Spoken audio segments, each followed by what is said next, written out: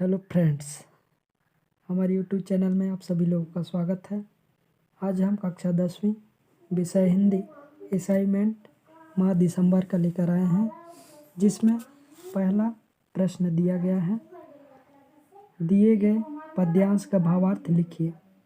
तो यहाँ कविता दिया गया है, उसका उत्तर है, तो इसमें संदर्भ हो जाएगा। प्रस्तुत पंक्ति हमारी पाठ्य पुस्तक हिंदी के आर.सी. प्रसाद सिंह द्वारा रचित जीवन का झरना से अवतरित है या लिया गया है।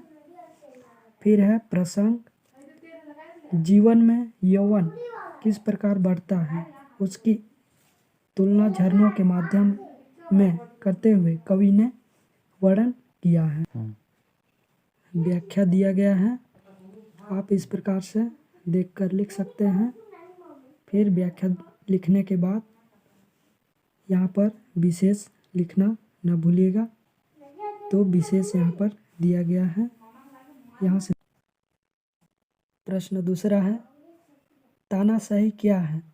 तानाशाह की जीवन शैली कैसी होती है? अपने विचार 3 बिंदुओं पर लिखिए। तो इसका उत्तर हो जाएगा 3 विचार पर लिखना है या 3 बिंदु पर।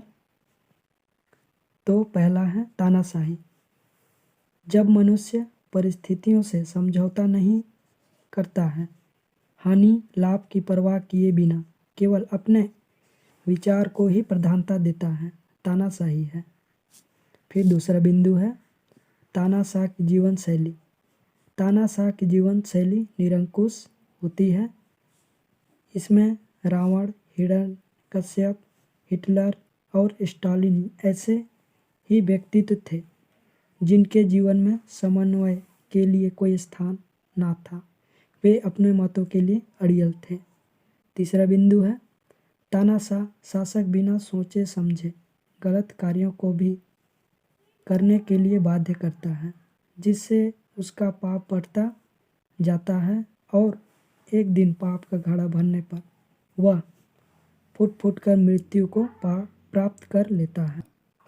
प्रश्न तीसरा है, तीसरा में अ नंबर है, सी कुमार किसान से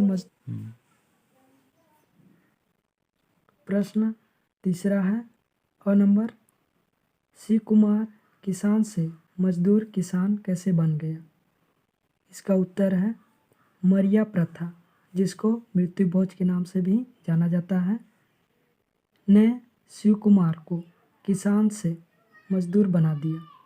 उसकी आर्थिक स्थिति ठीक नहीं थी, किंतु सामाजिक दबाव में उसे मरिया भात खिलाने हेतु अपनी खेती बाड़ी बेचनी पड़ी। जीविकोपार्जन का कोई साधन नहीं बचने के कारण उसे मजदूरी करनी पड़ी। ब नंबर है, कोठी में धान छलक जाए, ए जिंदगी फिर चमक जाए। पंक्ति का आशय स्पष्ट कीजिए। इसका उत्तर है, उपरोक्त पंक्ति के माध्यम से कवि यह कहना चाहते हैं कि हम अपने भीतर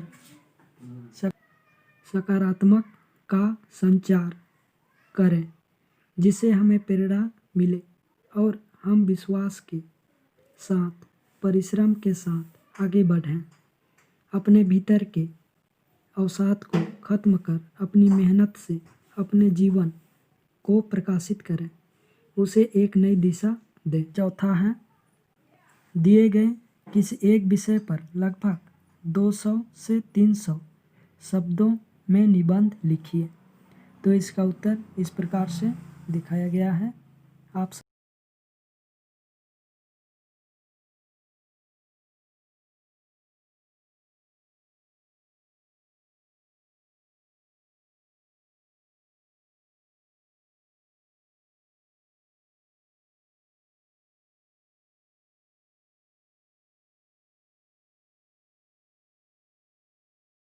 प्लीज़ हमारे यूट्यूब चैनल को सब्सक्राइब कीजिए और बेल आइकन को दबाना ना भूलिए।